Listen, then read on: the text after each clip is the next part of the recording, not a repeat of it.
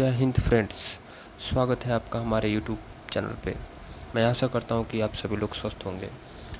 Environment EBS का पहला practice set प्रारंभ होने जा रहा है और आइए शुरू करते हैं। निम्नलिखित पर विचार कीजिए। पहला ऑप्शन प्रकाश संश्लेषण, दूसरा श्वसन, जैव पदार्थों का अपक्षय, ज्वालामुखी क्रियाएं। उपयुक्त में से कौन सी क्रिया पृथ्वी के कार्बन चक्र में कार्बन डाइऑक्साइड जोड़ती है? तो ये बताना है हमें। तो ये ऑप्शन सी हो जाएगा। श्वसन जोड़ता है, जैव पदार्थों का अपक्षय जोड़ता है, ज्वालामुखी क्रियाएं जोड़ती हैं। पृथ्वी के कार्बन चक्र में जो कार्बनिक पदार्थ के अपघटन होते हैं जीवधारियों द्वारा, श्वसन प्रक्रिया से, ज्वालामुखी प्रक्रिया से, जीवाश्म ईंधनों के दहन इत्यादि से कार्बन डाइऑक्साइड पहुँचती है। स्वपोषित पौधे प्रकाश संश्लेषण की क्रिया द्वारा कार्बोहाइड्रेट के निर्माण में वायुमंडलीय कार्बन डाइऑक्साइड ग्रहण करते हैं, न कि विमोचित करते हैं या न कि जोड़ते हैं। यह ऑप्शन सी हो जाएगा, दूसरा, तीसरा और चौथा, यानी श्वसन, जैव पदार्थों का अपक्षय और ज्वालामुखी क्रियाएं। अब नेक्स्ट क्वेश्चन देखते हैं। नेक्स्ट क्वेश्चन है कि अधोलिखित में से कौन सा पृथ्वी के कार्बन चक्र में कार्बन डाइऑक्साइड की मात्रा को नहीं बढ़ाता है? पहला श्वसन है, दूसरा प्रकाश संश्लेषण है, तीसरा जैविक पदार्थों का क्षय है, चौथा ज्वालामुखी क्रिया है। तो इसमें कौन सा होगा जो कार्बन डाइऑक्साइड की मात्रा को नहीं बढ़ाता है कार्बन चक्र में, यानी प्रकाश संश्लेषण? ऑप्शन बी हो जाएगा। अब नेक्स्ट क्वेश्चन देखते हैं। सौर विकिरण की सबसे महत्वपूर्ण भूमिका है, कार्बन चक्र में है, हाइड्रोजन चक्र में है, जल चक्र में है या नाइट्रोजन चक्र में है? तो इसका ऑप्शन सी हो जाएगा, जल चक्र में है। जल चक्र में सौर विकिरण की सबसे महत्वपूर्ण भूमिका है। सौर विकिरण जल चक्र को चालित करता है। ठीक, सौर विकिरण जल चक्र को क्या कर चालित करता है और जल का वाष्पीकरण करता है। सौर विकिरण द्वारा बर्फ का जल में द्रवीकरण होता है। जल चक्र हाइड्रोस्फीयर में जल की विभिन्न गतिविधियों को दर्शाता है। ये हो गया ऑप्शन सी, जल चक्र में होता है। नेक्स्ट क्वेश्चन देखते हैं। वर्षा की मात्रा निर्भर करती है हवा के दबाव पर, वायुमंडल की नमी पर, जल चक्र पर, तापक्रम पर। किस पे वर्षा की मात्रा निर्भर करती है? तो ऑप्शन कौन सा सही होगा? ऑप्शन होगा इसमें वायुमंडल की नमी पर। वायुमंडल की नमी पर हो जाएगा ऑप्शन। ये ऑप्शन होगा वायुमंडल की नमी पर। ये हो जाएगा वायुमंडल की नमी पर वर्षा की मात्रा निर्भर करती है। नेक्स्ट क्वेश्चन देखते हैं। कई प्रतिरोपित पौधे इसलिए नहीं बढ़ते हैं क्योंकि, पहला ऑप्शन है नई मिट्टी में इष्ट खनिज पदार्थ नहीं रहते हैं। दूसरा ऑप्शन है अधिकांश मूलरोम नई मिट्टी को अधिक सख्ती से जकड़ लेते हैं। प्रतिरोपण के दौरान अधिकांश मूलरोम नष्ट हो जाते हैं। प्रतिरोपण के दौरान पत्तियां क्षतिग्रस्त हो जाती हैं। कौन सा ऑप्शन इसमें सही होगा? ऑप्शन सी सही होगा। प्रतिरोपण के दौरान अधिकांश मूलरोम नष्ट हो जाते हैं। पौधों के अधिकांश मूलरोम प्रतिरोपण के कारण नष्ट हो जाते हैं, इसलिए कई प्रतिरोपित पौधों में वृद्धि नहीं हो पाती है। जैसे खेतों में उर्वरक जो होते हैं, खाद होते हैं, उनका प्रयोग करने पर यदि शीघ्र ही अधिक जल से खेतों की सिंचाई नहीं होती है तो मृदा विलयन की सांद्रता अधिक हो जाती है। इससे जड़ के मूलरोमों द्वारा जल अवशोषण कठिन हो जाता है। इससे पौधे क्या होते हैं? मुरझा जाते हैं। ये हो गया।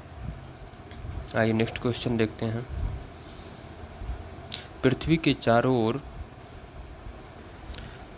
चारों ओर गैसों के समूह को क्या कहते हैं? पहला है भूमंडल, दूसरा है जल चक्र, तीसरा है वायुमंडल, चौथा है जलमंडल। तो पृथ्वी के चारों ओर गैसों का जो समूह होता है वो वायुमंडल होता है। पृथ्वी के परितः विद्यमान गैसें हैं, इनका समूह जो होता है उसे वायुमंडल कहते हैं। इसमें क्या क्या कौन कौन सी गैसें होती हैं? तो नाइट्रोजन होती हैं, ऑक्सीजन होती हैं, CO2 कार्बन डाइऑक्साइड होता है और अन्य गैसें पाई जाती हैं। अब नेक्स्ट क्वेश्चन कौन देखते हैं। वायु एक क्या है? वायु यौगिक है, तत्व है, मिश्रण है या विद्युत अपघट्य है? इसका ऑप्शन हो जाएगा वायु मिश्रण है। मिश्रण ऐसा पदार्थ होता है जिसमें दो या अधिक तत्व या यौगिक किसी भी अनुपात में साधारण रूप से मिश्रित होते हैं। वायु विभिन्न गैसों का मिश्रण होता है। गैसों का यह मिश्रण वायुमंडल एटमॉस्फेयर में पाया जाता है। नेक्स्ट क्वेश्चन देखते हैं। शुष्क हवा में नाइट्रोजन की मात्रा कितनी होती है? शुष्क हवा में नाइट्रोजन की मात्रा 78% होती है। यह 78.08 होता है। ठीक, अब नेक्स्ट क्वेश्चन देखते हैं। 78%, ऑप्शन इसका डी हो जाएगा, 78%। नेक्स्ट क्वेश्चन देखते हैं। निम्नलिखित नोबेल गैसों में कौन सी वायु में नहीं पाई जाती है? तो कौन सी नहीं पाई जाती है वायु में? तो रेडान नहीं पाई जाती है। वायु में nitrogen, oxygen, carbon dioxide, nitrogen होता है, ऑक्सीजन होता है, कार्बन डाइऑक्साइड होता है, आर्गन होता है, नियान होता है, हीलियम होता है, ये गैसें पाई जाती हैं। रेडान नहीं पाई जाती है। नेक्स्ट क्वेश्चन, हवा में जिस गैस की मात्रा सबसे अधिक होती है वह है? तो ये तो बहुत ऑप्शन नाइट्रोजन का होता है हवा में जिस गैस का सबसे अधिक, तो नाइट्रोजन हो जाएगा। नेक्स्ट क्वेश्चन देखते हैं, यदि पृथ्वी पर पाई जाने वाली वनस्पतियाँ समाप्त हो जाएं तो किस गैस की कमी होती है? तो ऑक्सीजन की कमी हो जाएगी। पेड़ पौधे प्राणवायु, ऑक्सीजन का उत्सर्जन और वायुमंडल को दूषित करने वाले ग्लोबल वार्मिंग के लिए जिम्मेदार गैस कार्बन डाइऑक्साइड का अवशोषण करते हैं। अगर वनस्पतियाँ नहीं होंगी तो ऑक्सीजन की कमी से पृथ्वी के जीवन पर घातक प्रभाव पड़ेगा। नेक्स्ट क्वेश्चन देखते हैं, निम्नलिखित में से कौन सा कार्य पेड़ पौधों का नहीं है? तो इसमें वायु का प्रदूषण। ठीक, अब देखिए आगे नेक्स्ट क्वेश्चन देखते हैं, पर्यावरण अपकर्ष से क्या अभिप्राय है? क्या अभिप्राय है? तो पर्यावरण गुणों का पूर्ण रूप से निम्नीकरण, मानवीय क्रियाकलापों से विपरीत परिवर्तन लाना, पारिस्थितिकी भिन्नता के परिणामस्वरूप पारिस्थितिकी असंतुलन, या उपयुक्त सभी। इसका ऑप्शन डी हो जाएगा, उपयुक्त सभी।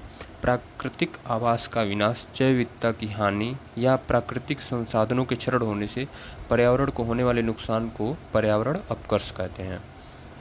ठीक है, अब नेक्स्ट क्वेश्चन क्या है? नेक्स्ट क्वेश्चन देखते हैं, अपक्षय का विचार किससे संबंधित है? अपक्षय, पृथक हुए पदार्थों का संग्रह, मौसम में दैनिक परावर्तन, एक प्राकृतिक क्रिया जो चट्टानों को सूक्ष्म कणों में व्यक्त करती है, उपयुक्त में से कोई नहीं।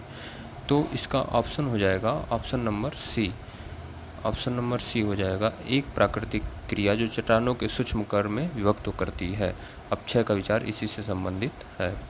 नेक्स्ट क्वेश्चन देखते हैं, निम्न में से किस एक का संबंध पर्यावरणीय सुरक्षा से नहीं है? तो किसका संबंध पर्यावरणीय सुरक्षा से नहीं है? तो इसका सीधा सीधा ऑप्शन गरीबी कम करना। ये सब पर्यावरणीय सुरक्षा से नहीं है। नहीं तो कागज़ के थैलों का प्रयोग करें, वातानुकूलन हो, धारणीय विकास हो, इस तरीके से ये ऑप्शन बी हो जाएगा, गरीबी कम करना। नेक्स्ट क्वेश्चन देते हैं, धारणीय कृषि का क्या अर्थ है? पहला ऑप्शन है आत्मनिर्भरता, दूसरा ऑप्शन है विश्व व्यापार संगठन के मानकों के अंतर्गत कृषि निर्यात तथा आयात कर सकना, भूमि का इस प्रकार प्रयोग कि उसका गुणवत्ता अक्षुण्ण बनी रहे। ठीक है, गुणवत्ता अक्षुण्ण बनी रहे, और फिर कृषि प्रयोग हेतु अप्रयुक्त भूमि को प्रयोग में लाना। इसमें से धारणीय कृषि सस्टेनेबल एग्रीकल्चर से क्या संबंध है? किससे संबंधित है? आइए देखते हैं, सस्टेनेबल एग्रीकल्चर से संबंधित क्या? सस्टेनेबल एग्रीकल्चर, भूमि का इस प्रकार प्रयोग कि उसकी गुणवत्ता अक्षुण्ण बनी रहे, इसका यही अर्थ है। ऑप्शन सी हो जाएगा। नेक्स्ट क्वेश्चन देखते हैं, धारणीय विकास लक्ष्य सस्टेनेबल डेवलपमेंट गोल्स पहली बार 1972 में एक वैश्विक विचार मंडल थिंक टैंक ने, जिसे क्लब ऑफ रोम कहा जाता था, प्रस्तावित किया था। धारणीय विकास लक्ष्य 2030 तक प्राप्त किए जाने हैं। इन दोनों कथन में से कौन सा सही है? तो केवल दूसरा सही है। धारणीय विकास लक्ष्य को सर्वप्रथम 2012 में, कब हुआ था? इसका हुआ था 2012 में हुआ था। ठीक है, इसका ऑप्शन बी सही है। 2012 में रियो +20 सम्मेलन में प्रस्तावित किया था। सस्टेनेबल डेवलपमेंट विकास की वो अवधारणा है जिसके तहत वर्तमान की आवश्यकताओं के साथ साथ भविष्य को भी ध्यान में रखा जाता है। इसी तत्वाधीन में धारणीय विकास का लक्ष्य बनाए रखने के लिए 2030 तक प्राप्त किए जाने हैं। ठीक, अब जो धारणीय विकास लक्ष्य हैं, रियो डी जेनेरियो 2012 में संपन्न हुआ। तो धारणीय विकास 17 धारणीय विकास लक्ष्य तय किए गए हैं। पहला है गरीबी, इसमें 17 धारणीय विकास लक्ष्य तय किए गए हैं। 17 धारणीय विकास लक्ष्य तय किए गए हैं। गरीबी, पहला है गरीबी से संबंधित है। दूसरा भूखमरी से, हंगर की समाप्ति से संबंधित है। तीसरा है सभी आयु के लोगों को सेहत और स्वास्थ्य से संबंधित है। चौथा है समावेशी चौथा समावेशी और न्याय संगत गुणवत्ता शिक्षा संबंधित है। पांचवा लैंगिक समानता से संबंधित है। छठा जल एवं सफाई की उपलब्धता संबंधित है। सातवां सस्ती, विश्वसनीय, टिकाऊ और आधुनिक ऊर्जा तक पहुंच सुनिश्चित करना। आठवां सभी के लिए समावेशी और सतत आर्थिक विकास, रोजगार और समुचित कार्य को बढ़ावा देना। नौवां आपका हो जाएगा लचीली बुनियादी ढांचे, समावेशी और औद्योगिकरण, इंडस्ट्रियलाइजेशन से संबंधित है। नवाचार को प्रोत्साहन करना। 11वां है सुरक्षित, लचीले और टिकाऊ शहर का निर्माण। 12वां है अस्थायी खपत और उत्पादन पैटर्न को सुनिश्चित करना। 13 है जलवायु परिवर्तन और उसके प्रभावों से निपटने के लिए तत्काल कार्रवाई करना। 14वां है महासागरों, समुद्र और समुद्री संसाधनों का संरक्षण, सदुपयोग करना। 15वां है मरुस्थलीकरण को रोकना। और 16 आपका हो जाएगा न्याय संगत, शांतिपूर्ण, समावेशी समाज को बढ़ावा। और 17 हो जाएगा सतत विकास हेतु वैश्विक भागीदारी को पुनर्जीवित करना। ये 17 धाड़ी विकास लक्ष्य हैं जो सुनिश्चित किए हैं, 2030 तक इनको प्राप्त करना है। आइए नेक्स्ट क्वेश्चन देखते हैं। नेक्स्ट क्वेश्चन हमारा हो जाएगा रियो डी जेनेरियो में संपन्न अंतर्राष्ट्रीय सम्मेलन था। पहला है संयुक्त राष्ट्रीय पर्यावरण विकास सम्मेलन, पर्यावरण प्रदूषण सम्मेलन, अंतर्राष्ट्रीय नहीं, इनमें से कोई नहीं। कौन सा ऑप्शन सही होगा? ऑप्शन ए संयुक्त राष्ट्रीय पर्यावरण एवं विकास सम्मेलन। रियो डी जेनेरियो में वर्ष 1992 में संपन्न अंतर्राष्ट्रीय शिखर सम्मेलन संयुक्त राष्ट्र का पर्यावरण विकास सम्मेलन था। अब नेक्स्ट क्वेश्चन क्या है? भूमंडलीय पर्यावरण सुविधा के संदर्भ में निम्नलिखित में से कौन सा कथन सही है?